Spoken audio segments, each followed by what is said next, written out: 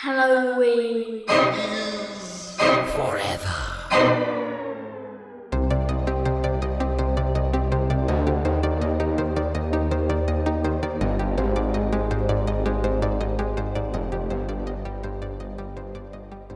Part 3. For those of you who are new to the show, here's how this sumbitch of things works. We put out some spooky, ooky, yummy content every week here on the internet, but the first Monday of every month we do a showdown topic where my name's Brian. Hi, nice to meet you. Steve. That's Steve over there. If you're in the Discord, you can see him right now. Uh-huh. And then our Patreon subscribers, our patrons, if you will, which if you are one of them, you could be in the Discord here currently with us recording live. Each one of those respective parties select a movie associated with the topic. You say, how do you get the fucking topic? Well, hold on to your fucking britches. I'll explain to you how you get the topic. We got a big old spinny ass wheel with about a bajillion potential topics on it. Everything from genres to performers to crazy, weird, minute subgenres of horror and sci-fi, whatever. And we put them all in this spinny ass wheel. We spin it 3 times. We get 3 potential topics. We put it out on the social medias, a little poll on the Instagram and then on the X. And then yins actually vote and choose which one. So like this month for September, we had an option of J-horror, Japanese horror, or the Child's Play franchise, best of the Child's Play franchise, or occult horror. And y'all voted for occult horror. So here we are doing it in the wonderful spooky month of September. If you want to provide suggestions for topics, if you've got suggestions for other episodes throughout the month that aren't showdowns, or if you just want to see some spooky ooky shit on the internet, go over and follow us on all them social media platforms. It's at Halloween is Forever. You'll find this little pixel pumpkin guy. Let's jump ahead a couple of years up to the year of our Lord 2016 to talk about A Dark Song, directed by Liam Gavin. I mentioned real quick, this is probably his most, not a ton of directing credits, but aside from directing a couple of episodes of The Haunting of Bly Manor, this is probably his biggest directing credit to date. So there's that kind of through line there. But this is a little bit of a sleeper pick, I will say. I definitely not nearly as many people have seen this as House of the Devil. I would argue probably not even as many as Starry Eyes. And I think this is one of those movies that will probably that has probably suffered a little bit from the vague naming convention. This is just like, A Dark Song, about as vague of a title as you could possibly imagine. I like this movie a lot. And whenever I initially picked it, I was like, I know I like Starry Eyes pretty well. I know I like House of the Devil. I was wondering how this was going to stack up. I was pretty pleased when I watched these movies back to back to back in terms of how this one stacked up, especially given it's like kind of a different, very, very different feel. It's I think I mentioned in the last episode, like a chamber piece. Like there's really 2 characters in the movie and everything flows through those 2 characters.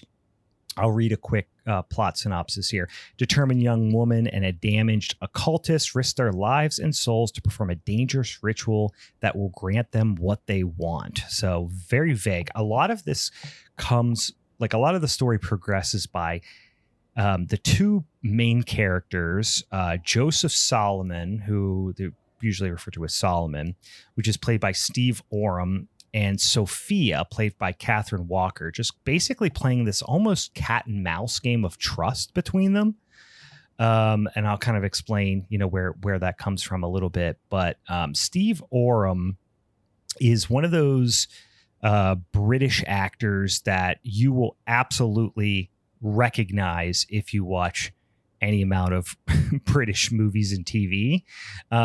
But a character guy, primarily speaking. And also, like I said, almost, I'm trying to look, almost exclusively British. He is in some episodes of Doctor Who. do a lot of British television. He played a small part in another British production, The World's End, which was Simon Pegg, which I liked a lot. The End of the Fucking World, a TV series in 2017. Like, these are some of his bigger credits, but really, I mean, obviously this is a British production, but outside of, I don't know that you would see a lot of non-British stuff. I mean, I guess he was in Paddington, but it was a small role in Paddington. Again, just another like consistently working.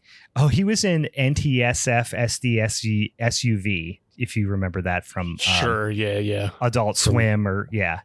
I think probably Sightseers, which is Ben Wheatley's film from 2012. Okay.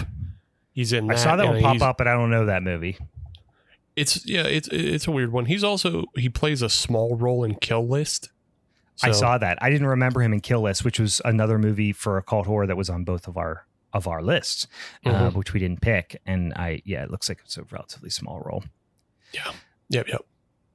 Recognizable guy. And then, like I said, Catherine Walker, who plays Sophia. And Sophia, Catherine Walker, a little bit similar, but some more American. She was in House of Gucci, that was pretty big on streaming a little while ago. She played Marie Antoinette in the 2023 Napoleon film with what's his tits? Joaquin Phoenix, directed by Ridley Scott. Which was 3+ hour cut is now out on Apple TV. Yeah, I mean, from what I did not watch it, from what I understand with very mixed reviews. Pretty masturbatory, self-indulgent production here, from what I understand. But she played Marie Antoinette in that. So again, lots of credits. You probably recognize her. And that's pretty much it. I mean, like, aside from some other very small cast members who are on the screen for just a couple of minutes, that is pretty much the whole cast. So like I said, very much a chamber piece. The vast majority takes place all in one house. So you get the first kind of lean in is Sophia is buying a house, and she's acting very weird about it. She's being very short, very to the point, feeling almost kind of rushed and desperate with the realtor or whoever it is, but she's renting the house for a year, a big old, almost kind of Victorian almost looking manor. And she's just paying cash, and she's asking for discretion. Like, again, little sketchy. She also meets Joseph Solomon. She goes to a train station to meet him. And this was some sort of arranged thing. They don't know each other personally, but she's talking to him about doing something. And we slowly realize she wants him to help her to complete some sort of occult ritual. And she's taking it very seriously. She's been prepping for it. There's a whole diet associated with it for like months ahead of time. So this is an extremely involved occult ritual that she wants him to kind of lead, with her or on her behalf. And we are just kind of along for the ride, discovering what the nature of all this for the first, really act of the movie. Solomon is kind of a dick, definitely rough around the edges. He knows he's in a position of control, but he seems to be very serious about this as a, I don't know if you would consider his profession, but as his area of expertise. And he's very concerned about why she wants to do this ritual. And he asks, he asks her that very pointed question. And she says, for love, I love someone and they don't love me anymore. And he doesn't want to do it for a variety of reasons, but primarily he doesn't think that that's a justified reason. He says like the house that she's gotten to do this is like a very specific set of needs that the physical place needs to have, and he's saying that that's not right. And basically he's just like, I don't want to do it. He demands the money that she promised him for coming out to look at the house, kind of thing. Yeah. And she's very he's very stubbornly set against doing it, and she's getting increasingly desperate. Yeah. My first note about him is this druid is a real dildo. Because he's just like, first of all, he's wearing a bucket hat that's way too small for his head. Exactly. I mean, that's rough. Yeah, he's wearing a bucket hat. He's bald. He has a ginger beard. Like, nothing about him says that he knows what the fuck he's doing. As far like, he feels like a scam artist from the jump. Yeah. So like, you don't like him. He's, you know, he has a shitty attitude, and then he even reveals like, oh, I've done this 3 times. It only worked once. Like, so like, you're from the jump. You're just like, I don't like this guy. Yeah, he's very sketchy.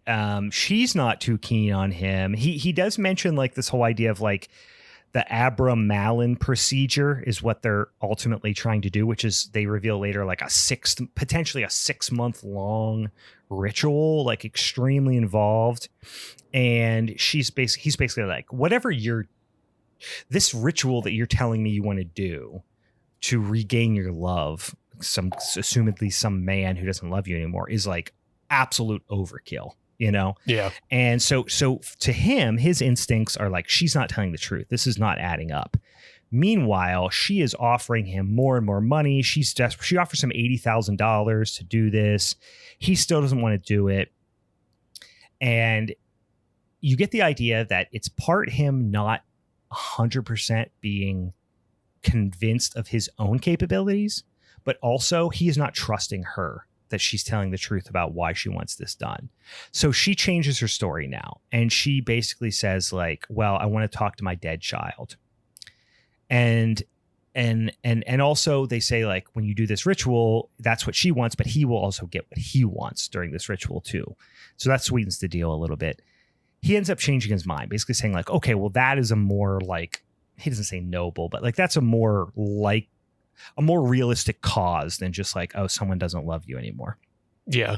Yeah. He at no point is interested in being noble. He's interested in reasons that would cause the kind of like chaotic energy, something, you know, he's looking for actual fuel, you know, because you fell out of love with somebody isn't like good fuel, because it'll just like, that'll leave your heart soon enough. But like, oh, now your kid's dead. All right. Now that's like an actual thing. That's a driving force. That's something you can't undo, you know. All right. Now he's back in. Yeah. So you get the idea that he does have a really good understanding of the nature of this ritual and what it takes. You also just get the idea that maybe he just doesn't necessarily have a lot of practice, like actual hands-on practice. Right. He could also still just be a good grifter. Like, he could. At this point, he absolutely could. Yeah, he's better at selling because he sells something a little different than other people. Yeah. They start to get into the prep. He's still like, again, like you said, selling the whole idea, like talking about how serious it is and how dangerous it is. And he also is showing some other indications of some like unreliability. Like he's very upfront, at least, and very blunt about it. But he's basically saying like, okay, I have to shake off this like alcohol dependency, but also we see he's hiding booze. She doesn't trust him. We actually physically see it when like the first night they go to sleep, she in the house, she slides the chair in front of the door. But we also feel that he is kind of her last chance. Like, she's went to a bunch of other people, occult practitioners, and has had no success. So, you know, she feels like he's her last chance. He feels like she's not being truthful and is unreliable in that way. But this is going to take a while. So they are like kind of, you know, once they commit, they're pot committed for a long time, and it can become apparently very dangerous. They do this weird experience when he sends her off to go buy a bunch of stuff at the grocery store. She sees like an old weird witch woman like tickling a baby in the parking lot of the hotel, of the grocery store or whatever, which weirds her out. Meanwhile, her sister pops up right at that moment and like kind of shocks her out of it. She goes to lunch with her sister, and we get her backstory of like her kid died. We don't really know exactly why, but she resents God, but she also resents her sister for having 2 kids. There's also like healthy kids. There's also like an ego thing tied up to it where like her sister's like, come, we'll take care of you or whatever. And she's like, you're going to take care of me, So there's that ego thing tied up in it. It just shows a lot about her motivation, I guess. Mm-hmm. Meanwhile, Solomon's out collecting herbs and just like creeping around the woods, doing giant head stuff. I don't know. There's also like that night. Yeah, he's just got a big ass head. He's sitting out around a fire outside in the yard. She goes out to talk to him, and the trust issues continue because he asks her if she speaks French. She does. He asks if she speaks German, but she kind of does, kind of doesn't. And he like cuts his hand, which is an indication, back by accident, which is an indication that she lied about the German, but she's kind of conversational, kind of not. But again, it's just like a lot of, he doesn't fully trust her. And he doesn't trust her because her motivations, because of her being untruthful about her motivations, but also because of how desperate she is. Right. That's rubbing him the wrong way too. And it's a repeated motif of like, he doesn't care like what he doesn't care what the answers are that she gives him, just as long as the answers are truthful.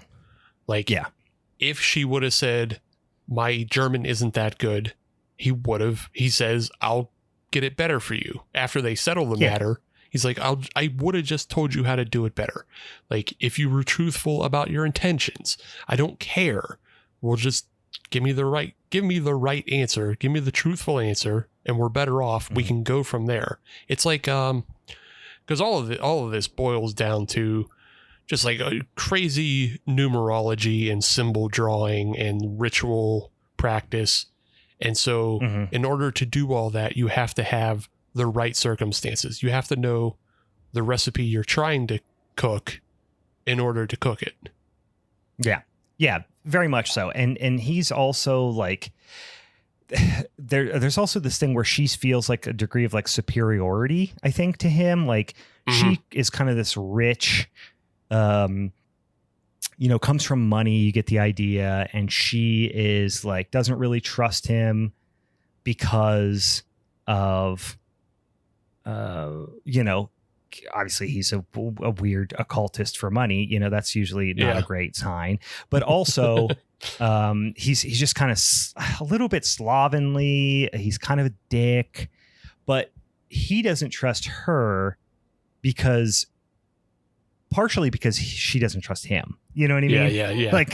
Like she kind of always still kind of thinks she knows best, even though she doesn't. And that's a real red flag for him. There's nothing about him that suggests magic. Like everything about him suggests a dude that like plays Call of Duty in the suburbs of London. Like there's nothing about him suggests magic. And we still are getting little hints that he may or may not like know what the fuck he's talking about. There's a good scene where they're in the kitchen and she's spouting off about some bullshit, and he's like, "Oh, been looking things up on the internet again, have you?" And like he feels like a grifter preacher a little bit in reverse, Yeah. But at the same time, he's doing the things that are associated with the ritual. We get indications that he's doing things associated with the ritual in a very earnest way, and in a very like tactile, no nonsense way. Like when he goes out and finds the branch that he needs to find or whatever, the weed he needs to find, and he just goes and tosses it in the room. Like he's not doing everything with like all this, like you would expect a grifter to do those sorts of activities with like a degree of like flair, ornamental pomp and circumstance. Whereas he's just like doing it like it's he's going to the store to get milk, Right. Yeah. And like he's not doing everything in front of her. Like when he's ripping up weeds, he's just off on his own doing that. Like it's just a little nature walk for him. But the other half of that conversation where, you know, he's like accusing her of looking things up on the internet is we get a scene later on where he's in a hotel lobby printing shit off the internet. So you're like, wait a minute, like, hold on. You just accused her of like looking shit up off the internet, but now you're printing stuff off. Like, is this the real stuff? Or are you just doing your own like kind of jerk off stuff? You know, Again, he's out over his skis too. We know that he's out over his skis a little bit as well. They do the whole like salt circle around the perimeter of the house, and he warns like, you can't leave once it's started. This is her last like opportunity to get out, and she doesn't hesitate. She's all in. Again, you know, the desperation is a little bit unnerving. Very next morning, he wakes her up by throwing water on her in her sleep. You know, waking her up by splashing her with a bucket of cold water because she overslept. Because the whole idea is like, you're doing the cooking, like you're doing, you know, they have a very specific set of tasks each one of them have to do, and she needs to keep up her end of it. Also, like he's in charge, so there's a little bit of a domineering approach that he has. She immediately tries to like pull rank on him over money and say like, basically like, you know, I'm paying you for this kind of thing. And he flips out and like smashes a bunch of shit and just basically makes sure like she knows he's in charge and I don't care about the money. And like, you know, I'm doing this to give you what you want and all that stuff. So the dynamic between them is like ever evolving, which is really the best part of the movie in my mind. Ultimately, the whole idea is that they're going to talk to her guardian angel, and then she's going to be able to ask for a wish, and then she's going to be able to see her child or talk to her child or whatever. Like, that's what they keep kind of alluding to ultimately is what's going to happen. He gives her a mushroom, you know, for cleansing, which makes, you know, her puke her guts out. And we're seeing things from her perspective, and he has like no compassion. You know, he's like, yeah, you're going to puke. She's like, is it going to be awful? He's like, yeah. Fucking eat it. Shut up. You know, she's having all these wacky dreams about this like witch that's, you know, taking her kid. And it's kind of mirroring that, you know, what she saw in the parking lot when she went to get all their supplies. You get almost this almost reminds me of like occult. Like this is really and truly occult fiction in the same sense that like, science, you know, movies are science fiction where they really get into the weeds on explaining the scientific principles and everything behind stuff. This does that with the occult side of it. Like he explains this whole 5 rounds of the journey and all the physical drawings he's doing on the floor and like what they represent and how they'll have to physically go through these various like trials and rituals to progress through the you know, giant overarching ritual. There's different rooms for different purposes. Like this is the type of stuff that somebody who's like kind of like myself, just infatuated with occult stuff would nerd out about in the same way that somebody's infatuated with like science fiction might nerd out about other stuff. You know what I mean? Mm-hmm. I described it as an occult montage. You know, she's like she's then like ritualistically shaving his whole body. And it's just the nitty gritty of occult rituals that, you know, when you think about, you know, the more regal side or like I said, pomp and circumstance sides of occult rituals, you don't imagine having to shave a big hairy bloke. You know what I mean? Right. Yeah. but she has to do that stuff. She has to swallow her pride. She's got to shave his whole body and she's got to make her own drawings. You know, it's kind of the whole like warts and all logistics of something like this, which usually they would only show the flashy parts. So I love this kind of like warts and all occult montage. Yeah, usually they only show the flashy parts. Usually, I mean, even more usually, like you get a scene. You know, the House of the Devil. It's a scene at the end where you just draw a little blood, dump a little blood. Now she's fucking demon preggers. And Starry Eyes. It's still a scene that is the flashy ritual that initiates everything, even though like her decay is extended for the last third of the film, it's still a scene of her accepting the demon seed into her mouth and, giving herself over. So it's a scene. Every other film, not every other film, but a lot of other films are just kind of like, we did a little thing, we did a little ritual, and now the demon's here. This is fucking, let's go through it. It is much more what you'll find any person who's really into this shit doing, which also is the reason why you can kind of brush off a lot of this stuff, because there's so many fucking goof ass steps in all this that, like, it's infinite points of failure. And then you can just brush it off and go, well, we didn't do such and such. The pyramid of sticks that we built, we didn't hang the key properly from it, or we didn't, it's just like infinite points of failure as to why your dumb Wiccan thing didn't work, other than the fact that dumb Wiccan things never work. It's all the reasons why fake shit doesn't, ends up being fake. But in this instance, it's kind of played to our advantage, because it's like, it just plays to the movie's advantage, because it's all like, it's just giving us another indication as to why it might not be true. And then the very next sentence, it's like, oh, well, maybe it is because of this, So it keeps you guessing a lot. It frankly does a lot better job than House of the Devil, because the House of the Devil's like, wait, are the Ullmans really a cult? No, they're not. Maybe they are. Maybe they're not. Yeah. Like, this does that, but it doesn't.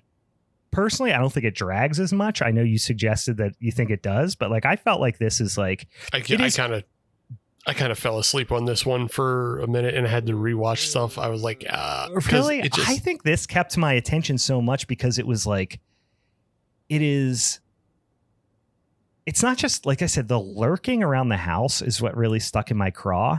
And this is like still showing ups and downs and arcs of how this is changing the relationship between them, and maybe the belief that Sophia has around the ritual is evolving. I'm not saying it's paced perfectly, but I don't know. It kept my attention a lot more. Yeah. I mean, I can see like other people really getting drawn in, because, again, to use the word esoteric, all of these fucking rituals exist far more on the esoteric side of occultism. I don't think, unless you really are into this stuff, you're not going to see a lot of the things that they do in this film, except for in this film. So yeah, I think that makes it more interesting. I don't know. I haven't seen The Holy Mountain from the 70s. Maybe there's a lot of this stuff in there as well. But like, if you just, I can see how that imagery alone would carry you. But I don't know. For me, it didn't really carry me as much. And their dynamic just, I don't know. I don't feel like their dynamic changed that much. Like, things that should have been more triggering events to like separate them or throw things off weren't. Like when he just JOs into his pants, I feel like, I don't know, that like, it doesn't, I don't know, that didn't feel as impactful as it should have been. Well, I thought the fact that it didn't was kind of why it was so telling, because they're both stuck in this situation where they have no choice but to do anything else. And so they're kind of married to each other, whether they like it or not. And just having to hash that out, like, yeah, we'll get to that part, but like him doing the weird, like, JO thing was like, she's already resigned herself to, like, she's ready to die for this. Like, her life's over as far as she's concerned. Sure. So she's resigned herself to worse than this, frankly. You know what I mean? It was almost like interesting to see his motivation, because he thought that as a means to an end to get himself to a better place. So ultimately, like, I think that she felt and he felt that his, like, ends kind of justified the means, which in a normal environment would be like such a weird, fucked up, disturbing thing to do. But in this environment, it's just like she kind of understood why he did it. You know what I mean? So and was kind of because she was kind of like, you could have literally had sex with me. I was ready to have sex with you. Right. And you didn't do that. So that proves that you actually were trying to be somewhat conscious of me by just J&O. Like, it was not, don't get me wrong. It was, we'll get into it. We're getting ahead of ourselves here, but I'll move forward a little bit quicker here because we got a lot of points to discuss. But there's like basically the first big like thing that shows her dedication is he's basically like, stare at a stone for 3 days and say some occult, shit and piss on the floor. And she's all in. So she's very, very devoted. But the whole thing that keeps coming back around is like, is actually anything happening? Is the ritual taking place? Because they're not getting any big giant, face value indications that things are working. Like, they do have like a bird smack a window and he's like, oh, okay, it must be happening now. And she's kind of unsure. And so we're along with the ride with her, not being really sure when things are really working or not. So they start to sink into the whole ceremony. She has this mention of like, I don't give forgiveness, because she wanted to like, there was some sort of forgiveness prayer where she had to forgive the people that did this to her kid. Well, they don't know yet. He doesn't know that, but she's like, are you going to forgive, whatever happened to your kid? And she's like, I don't do forgiveness. So she's very unwieldy, and rather like, so he has to do a workaround where she has to drink his blood, like drink like a little cup of his blood. And she'd rather drink his blood than forgive. So you're like, right. There's more happening we don't really know about yet. He's like screaming at her, like, keep it down. And then the blood reappears. So now things are getting a little spooky, and you're starting to wonder, are we working with an unreliable narrator here, or are things really getting spooky? Is she just like sleep deprived and starved, which she is. So you're like, is that playing mind tricks with her or what? Ultimately, she's questioning his motivation. And if there's this whole scene where like he basically says like, did you steal something from my bag? And, it was like a photo of her son. And the trust thing continues to degrade. There's a thing where something pounds on the floor and he marks it, and they have to do a particular ritual to like keep stuff out. And that's convincing her a little bit. They have a little bit of a bonding moment where she's explained some dreams, and he explains a dream about like how he has a moped, and they just joke about it. So again, their relationship develops, but it's very chipping away, right? And nothing really feels very concrete in terms of their trust for one another.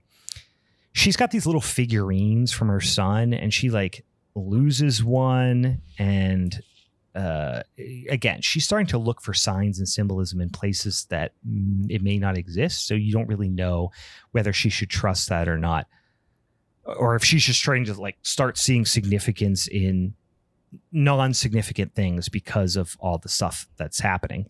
Right. He had been very clear throughout that there might be like sex rituals, and she was like, hell yeah, I'm on board. Like he asked her right off the bat. She was on board for it. And then he like breaches the conversation. You see this scene of him like in his room, and he's kind of like, dang, I'm getting all bricked up. Like so you're like, wait, is it time for the sex rituals, or is he kind of playing his hand right now?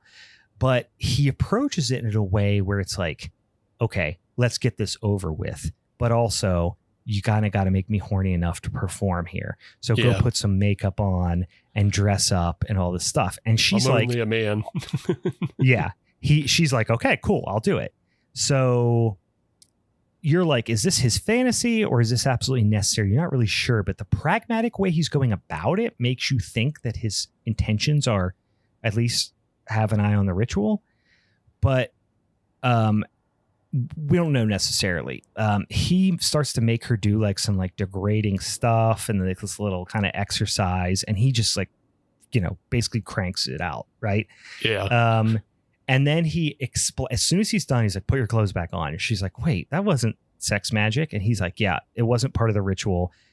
I just needed to JO. or I was gonna, not be able to perform the ritual. And she's obviously pissed. Right. It's a real creep move. First of many real creep moves. But the whole thing is like, it begs a lot of questions. You're like, well, did you really need her to do that? Can you just like, I don't know, use your imagination, go rub one off in the shower or something? I don't know. Yeah, that's my problem with it is, yeah, because he has her like take her clothes off and bend over, like lay on the ground, bend over. And he's like, yeah, show it to me. And so it's like, it's like terrible. It's like disgusting things that he's like degrading her to do. Yeah. Just so he can like nut in his pants a little bit. And like he couldn't do that elsewhere. So I get what you're saying by, yes, he could have fully taken advantage of the situation and just had sex with her, even though it wouldn't have been part of the ritual. He could have done that. Yeah. But like, it's not better that he just used her to crank his hog. Oh, he's a scumbag. Like, that's the thing. It's like, there's never any, he never says like, I'm not a scumbag. And we're never meant to believe that he's anything but a scumbag. But I think that's why, I guess what I meant before is like, that's why I think you mentioned like she should have been more pissed about that. Mm-hmm. But I think that's why she wasn't more pissed about it, is because, he's a scumbag and he did that, super scumbaggy thing. But I think part of her is like, you at least didn't go full scumbag. You know what I mean? You only went like 3/4 scumbag.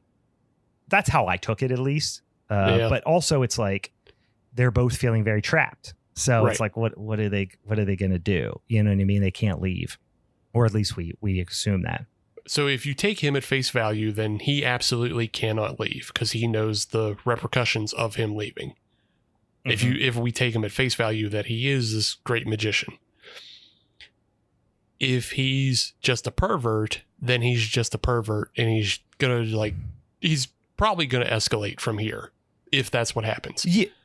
Right. And he probably would have taken even further advantage of her if that was truly his, what he was after, For her, I guess the other aspect for me is like, she hasn't, because we haven't gotten enough signs that the ritual is actually working.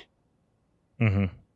Neither has she. And so like, even though this, like this should have been like a point where like she almost crosses the salt line. Yeah. You think she should have like been ran out there and he had to like grab her before, or maybe this is the time she goes and is just stuck in the loop and comes back. Right. No, I don't think she should have been stuck in the loop, but it should have caused a reaction to her almost just leaving the ritual. Like her reaction should have been bigger is what I was looking for. Yeah, I get what you're saying. I took it as like, she is living only for one thing, which is, at this point, we don't know this as an audience yet, but we have some suspicions, is vengeance. So she kind of, the self-worth that would cause her to completely abandon the whole thing after something like that happened to you is kind of on the back burner for her. Mm-hmm. You know what I mean? She's like, I don't really care what happens to me. I'm just here for vengeance, basically. Anyway, he after this, like, he explains that she kind of is like, no, everything's like, nothing's like, this isn't working. You're an asshole. Like, and he's like, well, I think we need to start the whole ritual over again. Like, literally start from scratch back to shaving and doing the whole stare to rock thing, which seems like, you're halfway through a marathon and go, oh, got to go back at the starting line. And she's not feeling it, obviously. And he was like, no, I told you it might take 2 or 3 times for this to take. And she does acquiesce and they start from the beginning, but you can tell she's much more focused. They're both much more focused and like kind of like disciplined in the way they're executing the rituals now. Yeah. And then after they get back up to, another little montage, they get back up and she finds these flowers in the hall. And this time that's their apparent proof that things are working. So she's 100% in again.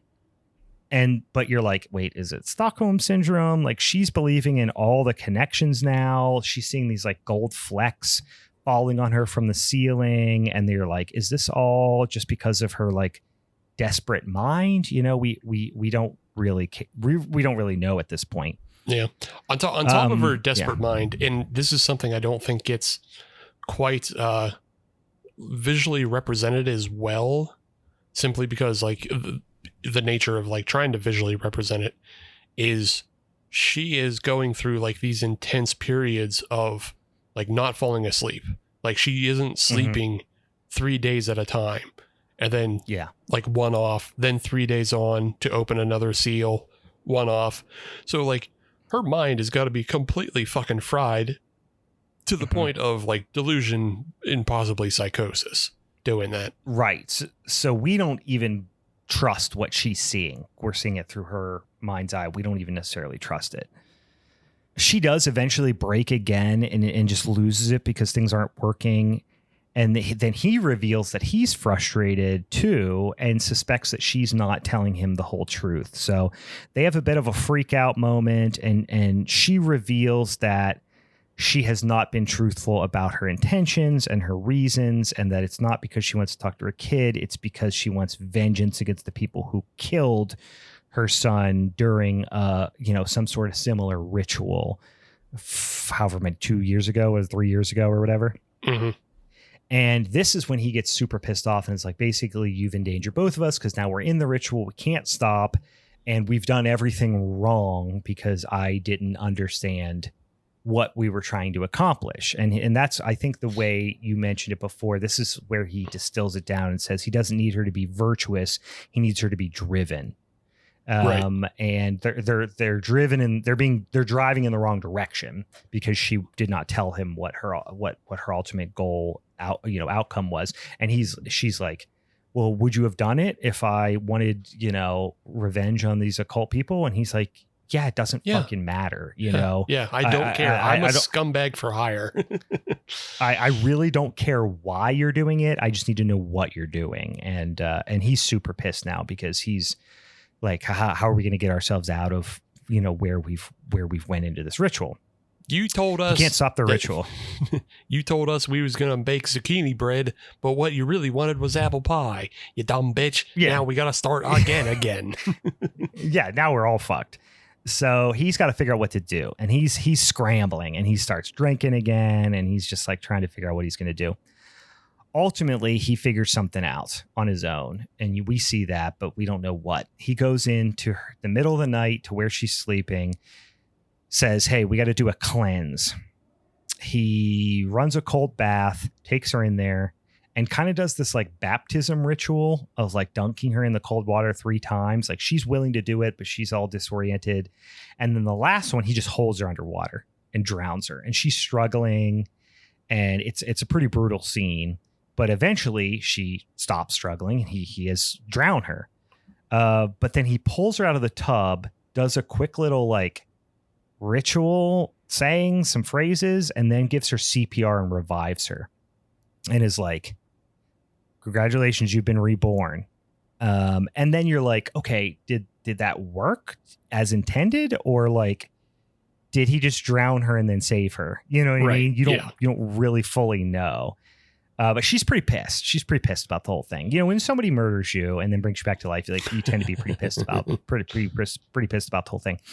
She attacks him, and he falls on a kitchen knife, and it kind of goes through his, kind of his shank, right around the whole love handle area. So it doesn't look to be a mortal wound from a internal organ perspective, but obviously they're isolated in a house. So like, not looking that great. Yeah, no good modern and it's a pretty medicine. Brutal. It's a pretty brutal effect. Like, it looks pretty painful. Yeah, when she pulls it out, that's a really good practical. Oh my God, the way the acting and the way it just looks really, really very real. Yeah. Immediately, this is when you really start to trust that he is at least being honest in his intentions, is because he's sitting there with a knife in him, and he's like, yeah, I mean, this is this is part of the ritual. This is me having to pay penance for like lying to you or whatever. So, yeah. So you're like, well, this is either a really hardcore grift or he's on the level, you know? Yeah. You're at this point in the film, you are now in only one of two camps.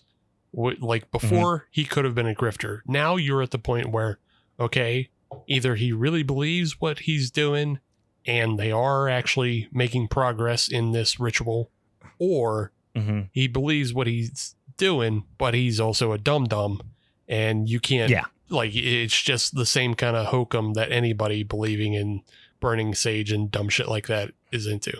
Sorry if you're into that stuff. I'm not. I don't believe it. And if you have a problem with it, curse me, stupid. Yeah, do a curse. Do a curse, bitch. You won't. Yeah.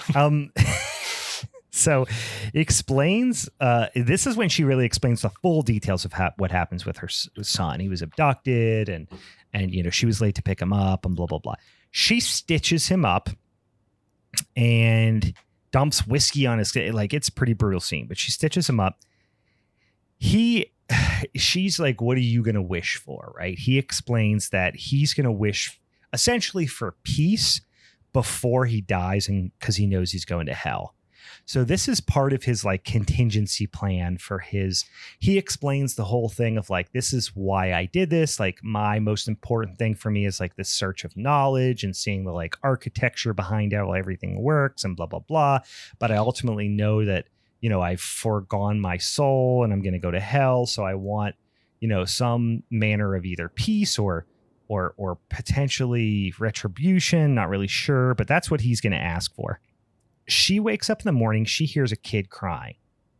And so this happens a couple of times. They have this conversation, which is such an interesting dynamic, you know, between the two of them, which she still feels very superior to him, which is interesting because by one perspective, she certainly is, because he's just, again, he's a gun for hire kind of thing.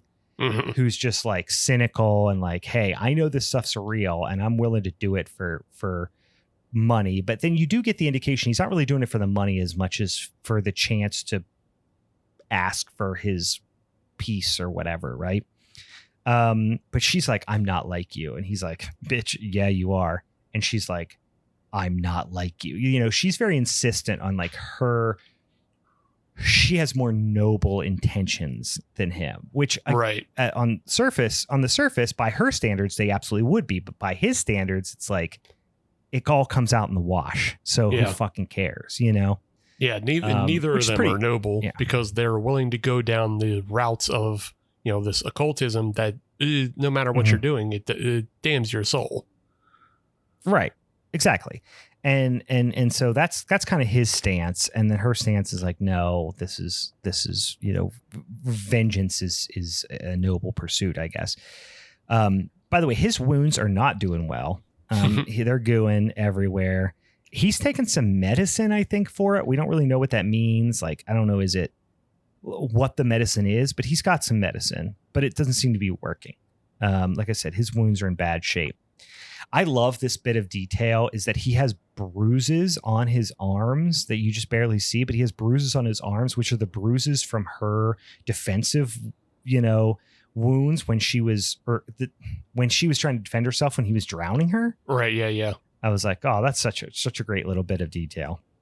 Eventually he gets out of pills. You know, his wound is all infected. He's puking. He's starting to get his demonology wrong. Like he's faltering because of this wound and this infection. She has this instance where she's talking to her son through a door, but she's smart enough to make the connection that it's not actually him. She's asking, you know, he's asking her to open the door, and because there's a dog in there. It's a pretty intense scene where he's like screaming like, it's in here with me, help. And it's of course her son's voice playing on her emotions, but she knows that it's not. And so that kind of shows a little bit of her emotional maturity, at least, and commitment to this ritual. Meanwhile, they're both kind of getting delirious. He's losing his shit. She's kind of picking up the slack a little bit on the whole ritual. She eventually like starts to get the indication that there's some demons that are coming into the house. There's that whole thing with the cigarette, burning in the ashtray on the chair, like a damn invisible demon smoking a cigarette. Mm-hmm. You get some shadows walking in the background. Yeah, there's some stuff. She's starting to see some stuff, and she's pretty freaked out. So she goes in and just lays down with him in the bed, and he's dying. Like, he's full on dying at this point. He's talking about his sister and, why everything, why he kind of went down this path. They fall asleep, wake up in the morning. Solomon's dead. He succumbed to whatever, sepsis or whatever the fuck was wrong with him in the night.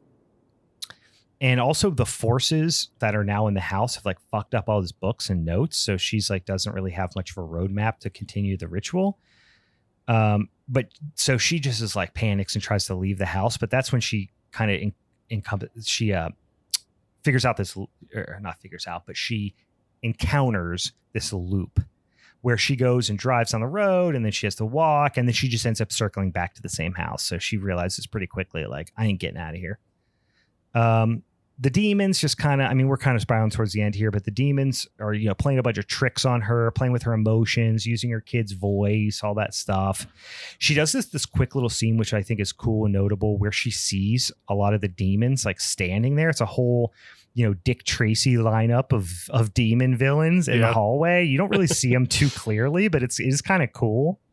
Or 13 ghosts, if you will. Yeah, they're all just a bunch of mud people.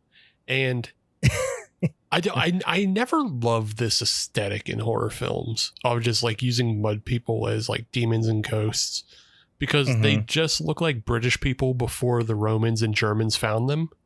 Like, that's just what British people were. They were just mud people. So yeah, they just got like dirt on their face and like little scarves around their neck. They all lived in bog huts, underneath the ground. Yeah. Yeah, it was bog hag summer year round in Britain. I do like the one time she's interacting with her son's voice. She says something to it, and it says to the effect, "I'm not your son. I'm just some cunt using his voice to make you afraid." Yeah, that was a good one too. That's such a good line. Yeah. Yeah, all the little toying with her stuff is pretty good. It's very Exorcist-y, right?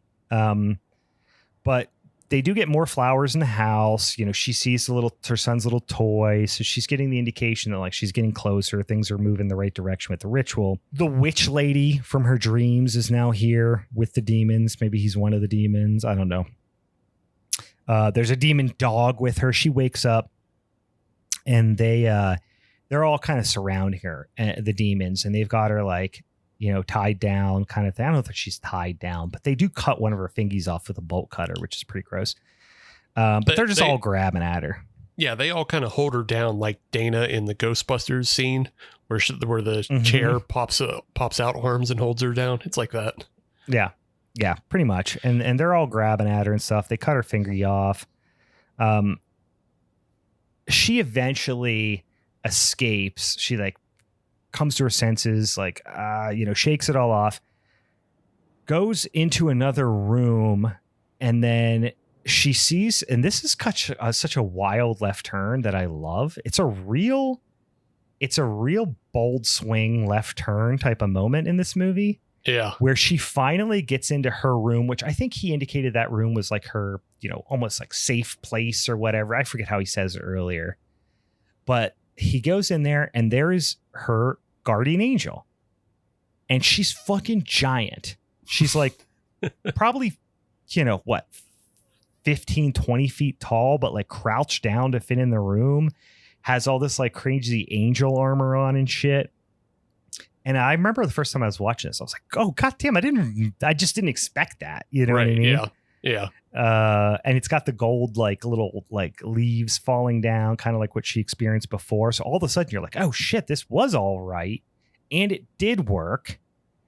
And then in the climactic moment, instead of asking for vengeance, she kind of has her own fate in her hands. Instead of asking for vengeance, she smartens up at the last minute and asks for forgiveness. And then she's granted it. We get like a wind down scene of her releasing like a bundle into the pond, which I think was supposed to kind of be her like symbolically letting her like dead kid's body like just float out into the pond. Or maybe it's, I don't know. They're British. It's a bog. Maybe, I don't know. Yeah, I wasn't quite sure about that because it looks like it could have been Solomon's body that she sent off, but we saw that like, he was like just kind of dragged into the basement by the mud people. So like, did she at some point, did the house kind of go back to normal and then she recovered his body and dump it or not? Maybe. Yeah.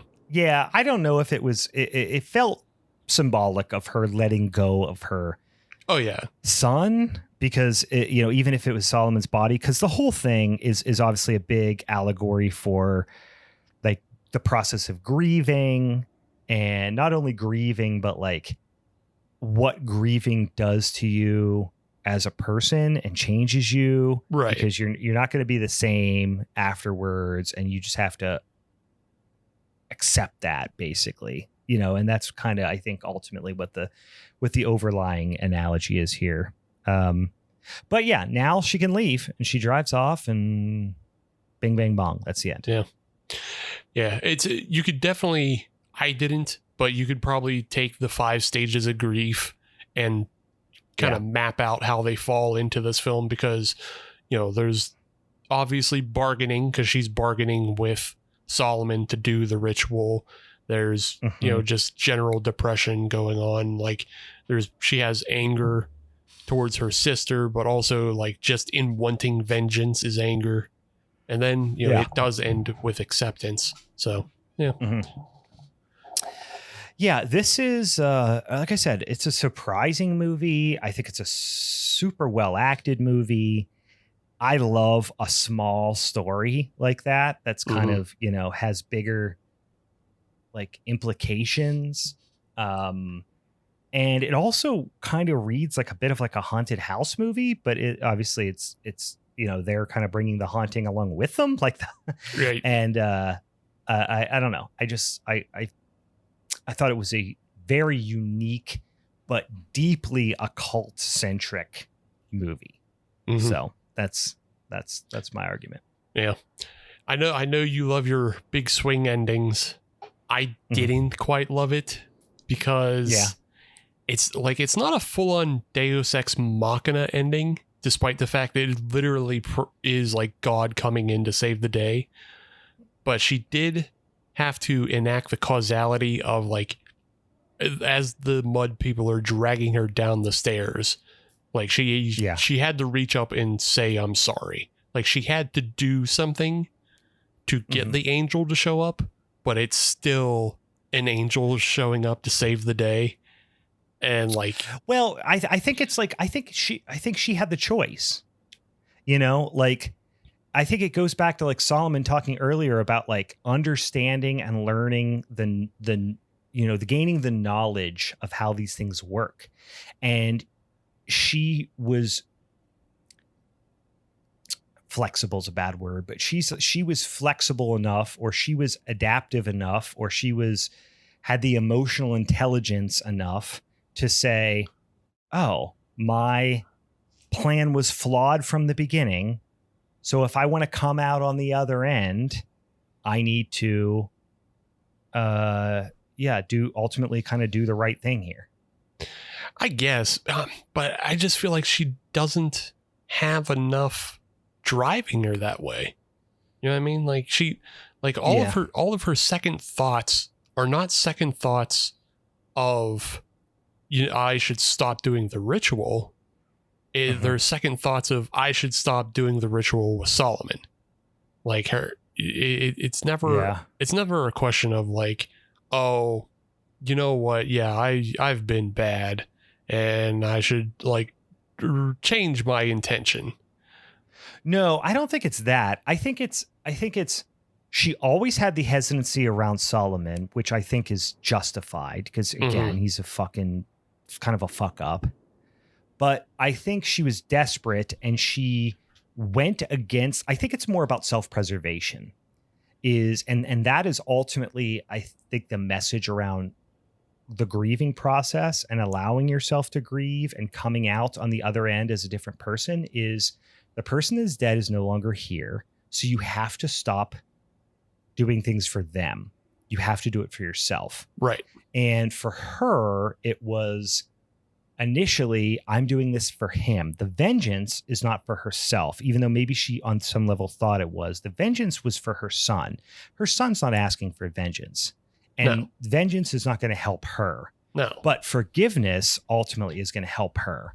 So her decision for forgiveness wasn't necessarily I was doing the wrong thing and I need to feel bad about what I was doing, like in a Catholic forgiveness way. I think it's more in a this is the right thing for me to do for myself to get past this way. Yeah, but yeah, that's why it is self-preservation, because she is already getting her finger cut off and pawed at by mud people. Yeah. But that's also what makes it a Deus Ex ending, because she, a literal angel shows up and then she immediately changes her position. Like she was. Yeah. It finally got proved to her. Yeah. She needed the proof. She didn't have the faith. She needed the proof. Yeah. So but at least she did with that information the right thing. Sure. She did that information, with that information the right thing. It's just, I just don't like those kind of endings. That's all. Yeah. No, I get it. It was a big swing. I just was like, oh, dang. Got a 20-foot tall fucking angel? Sick. Yeah. I did like the representation of the angel just being enormous, and then when it speaks in a tone so low that you can't even make the words out. That's a kind of a cool representation. I do like that. It vibrates the whole fucking house. Yeah. Like that was, yes. Would I have rather had a giant 40-winged 100-eyed Old Testament angel? Hell yeah. But if you're gonna make a more that would have been confusing for people. They would have thought it was an alien. But if you're going to do this type of angel, at least you make it a big old angel with a big crazy voice that makes it seem dangerous, Anyway, guys, that's a dark song from 2016. So that leaves us with our final task of the showdown, which is we got to do a little vote here. So obviously, Steve, first question is, are you sticking with Starry Eyes, or are you going to change your first vote to somebody else's movie? Yeah, I'm not changing it to somebody else's movie. I think I'm on my third watch of Starry Eyes, and I'm on my fourth watch of House of the Devil. And like you're saying, the veneer is a little washed at this point on House of the Devil. Like, I like it. I still like it. I suggest it to anybody.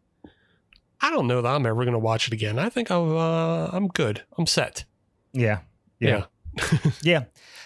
I agree. I think it wore off a little bit there. So my initial concern of liking it more than my movie, A Dark Song, also went out the window. So I am going to pick my movie first as well. Assuming that the Patreon listeners are going to do the same thing. Steve, what is your second pick? My second pick is still The House of the Devil. Yeah. Yeah. So, yeah, I mean, it's still just, it's a well-made, well-paced for the most part. And on third, fourth watch, I got really into just looking at the way Ty West moves the camera in this movie. It's one of the ways he keeps the film interesting, despite most of it just be lurking in a dark house. He keeps the camera moving. He keeps the lighting interesting. Like when she's coming up the stairs with the knife and there's that crazy unmotivated light just blowing out the banister against the wall. And it's a great thing to just look at the way things are moving in that film. So, yeah. I think ultimately I'm going to pick House of the Devil as well. Although it doesn't like I said, set my hair on fire, maybe in the way that I thought it did the first time I watched it. I think coming down, and I don't think Starry Eyes necessarily dragged in the same way, but I think the craftsmanship of House of the Devil, I think, pretty dramatically exceeds Starry Eyes. Mm-hmm. I don't think Starry Eyes is a particularly good looking movie. It's not bad, but it's not a very good looking movie. The sound design is really one of the things that puts, with the exception of that one repetitive, piano riff that kept happening during a little bit of the dragging part of House of the Devil. I love the sound design. I mean, the soundtrack's good, but I would say the overall sound design, the sparse use of sound to just really lends to the tension. I think the performances are every bit as good, in terms of a lead actor performance, but I think the Ullmans really take the cake. Yeah. In House of the Devil. So I got to pick House of the Devil as well, I think. As much as I liked all three of these movies, I think ultimately our suspicions did come to fruition that we both liked our movies, but we liked House of the Devil more than the other person's movie. Yeah. So I don't even know that this needs to go to an Instagram vote. I think that just means the patrons win. Yeah, I think you're right. Yeah, I think you're right. Because last month, none of us picked the sand. Up to the sand. Right. And then the Instagram voters didn't pick the sand either. Yeah. So no, I think at this point, it is a decisive win for the patrons, our Patreon subscribers. So, is the question, we put it up to the to the collective patrons, or because this was Ron's pick, does Ron pick the punishment movie? I feel like I got to give it to the patron who won the spinny wheel to get the movie in, that they also get the punishment film, because it may not always. I don't disagree. It may not always be Ron. So yeah. Hey, even Dan says let Ron pick. So, all right, I agree. I think that makes sense. So the punishment movie for next week's mini-sode will come from Ron, who responds Shady Schwa, which I would assume is a reference to that one Mario Brothers movie. Well, how the hell does that? What does it go? He's like, it has new games. I want to play it. It's called Mario Twins. Mario Twins. Yeah, that's exact. It's called Mario Twins. What the hell? Damn. They're twins. Oh, they're twins. That is why. you ask them if they want ice cream? You want ice cream? Both of them say yes. Both of them say yes. How in the hell? They are twins. That is why. Yes, I watched that, Ron, 700,000 times. And me and my cousin Josh, who was over here on Friday night watching Joe Bob, we still regularly quote that. It's called Mario Twins. Yeah, that is just straight up Newgrounds brain poisoning. Like for all of the bullshit, like all those goofy ass, what is it? It's the toilet fucking videos or whatever. A skibbity toilet. Yeah. Like, okay, everybody's upset about those. They're like, what are the kids into these days? And it's like, we were on Newgrounds. Our brains were just as fucking poisoned by Flash animation. Dude, all I watched was Homestar Runner, just like all day, every day. E-bombs were, yeah, College Humor. It was all the same stuff. Still to this day, I say, I will literally be like mowing the grass and I'll be like, da-da-da-da-da-da, da-da-da-da-da. I'll just do the whole thing. So, all right, Ron is going to have to work on a punishment film. I don't know if he has one in the tanks or not, but we'll give you some time to think about it. And you can punish us for our insolence next week. And the Patreons collectively will take home that son of a bitch and championship strap for the month. All right, Steve, anything else we need to consider here? Anything else we need to talk about before we wrap this bitch up? There's a movie I didn't pick, and it's just because I don't think anybody's fucking seen it. It's even smaller than a Dark Song, but also it's smaller than a Dark Song in scope. It's called The Alchemist's Cookbook. And it sounds familiar, but I don't think I've seen it. I think it came out in 2016 as well. But it's literally just one guy in a trailer in the woods doing fucking alchemy science to conjure a demon. I like it. It's just a guy and his cat. So like if you like a Dark Song, maybe go even smaller and just go to a guy and his cat doing alchemic science. I love this. This is my dream come true someday. I hope someday to retire to a cabin or perhaps a trailer somewhere on a bluff overlook, no running water, and I just have, couple dogs, couple 2-tree cats, and I just do fucking ritualistic magic. That's what I'm hoping to accomplish someday. I will check it out. All right. I guess that being said, for the Halloween is Forever crew, I'm Brian. And I'm Steve. All right. We'll see you next time, you pagan rat fucks. Bye-bye. Bye. Bye-bye.